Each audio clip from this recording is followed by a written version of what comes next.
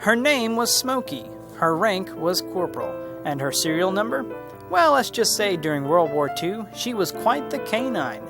As you can see, Smoky had quite a few tricks up her sleeve.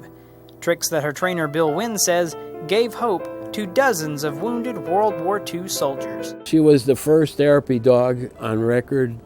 We were in Adsit, New Guinea, and I was in a hospital with dengue fever. They were bringing wounded off of the Biak Island invasion. So the fellows brought Smoky to see me at the hospital, and they brought a copy of Yank magazine where she just appeared as the best mascot in the South Pacific.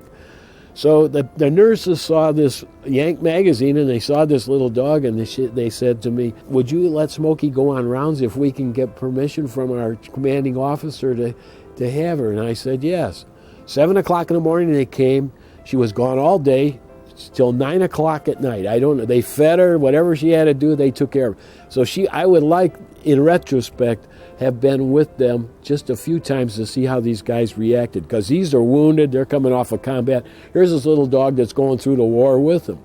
I think that Smoky being there kind of turned things around a little bit, because she'd been a dog in the war with them, and she was novel in her size and what she was doing. They'd hear her story and they'd watch her perform, and so it really had a whole different effect than your average therapy dog would, because you're dealing directly with the realities of life as it is going to be, and that's a very steep change for people. Many times, the response to Smoky turned into heated debates among patients.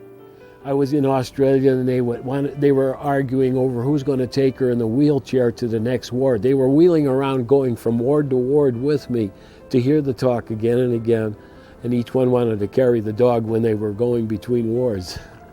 And sometimes Smoky's effect was more profound than anyone could imagine. They put me in the day room, and they had people coming in to hear my talk and show performance, so they could get the people I didn't go around to wards to. And they put a man in a wheelchair right up front.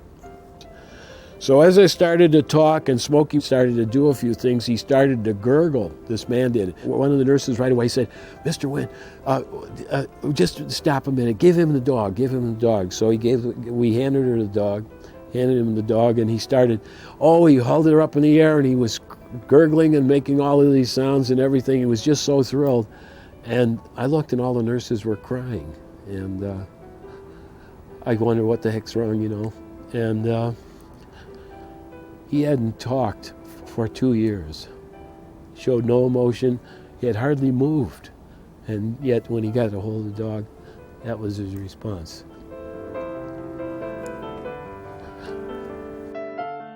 In her time, Smoky did her share of helping soldiers, and today she is immortalized in a display at the University of Tennessee College of Veterinary Medicine.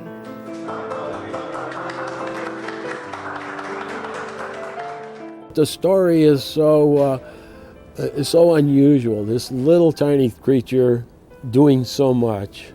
However, the size didn't mean anything, because the ability of the dog to withstand all of the rigors of it was amazing. 4 pounds of dog in warfare is pretty remarkable. Again, we lived it day to day and didn't think that much of it. Her story has become legendary. She was a legend in her own time. The stories start coming out of the far Pacific about this little dog. She appeared in the New York Herald Tribune. We were waiting for the war to end. She had a lot of spunk, and she showed it in a lot of ways.